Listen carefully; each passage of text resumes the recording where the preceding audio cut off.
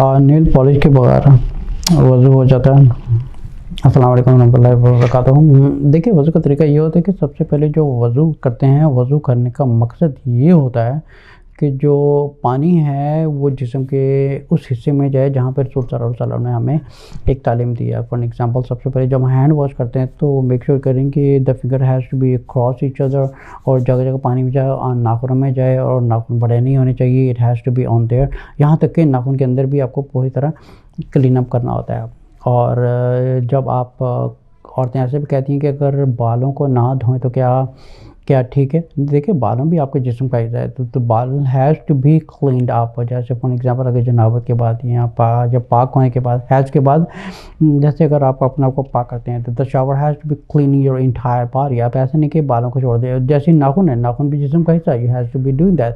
Similarly अगर आप अगर नेल पॉलिश लगा दिए हैं, ठीक है, नेल पॉलिश के ऊपर जो वज़ू है, समझे कि आपको जो 100% मार्क्स मिलने होते हैं ना, तो आपको उसमें कट डाउन होकर 50% नीचे रह जाता है, तो उसमें आपका वज़ू में कमी आ जाती है। ठीक है, अगर आप वज़ू का प्रॉपर तरीका ये होता है कि the water has to touch your body.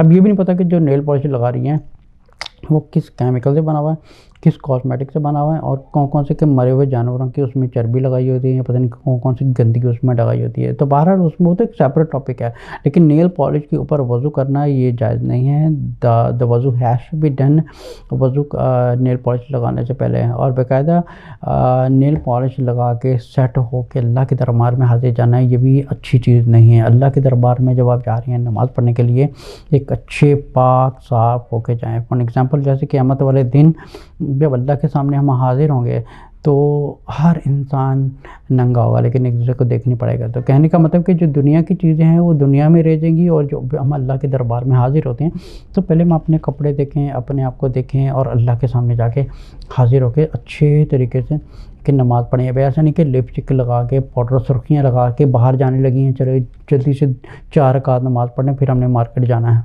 ठीक है, तो वज़ू has to be properly done. पाकी हालत होना चाहिए, कपड़े पाक साफ होने चाहिए। आप ये सोचें कि आप किसी बॉस के सामने नहीं जा रही, या किसी दोस्त के घर पे भी नहीं जा रही, किसी डिनर पार्टी में नहीं जा रही, आप उस ज़ात के सामने खड़े होने जा रही हैं जो सारी मखलूक़ात का एक अकेला खालिक है। हमने उसके सामने जाना है और उसके सामने हाजिर होकर अल्लाह अकबर करना है, बाकी सब कुछ छोड़ देना है। ये मकसद होता है नमाज़ पढ़ने का, कि हम सब कुछ छोड़ के अल्लाह के आगे खड़े हो जाएँ। तो नेल पॉलिश के ऊपर करना, वज़ू करना जायज़ नहीं होता। It has to be cleaned of.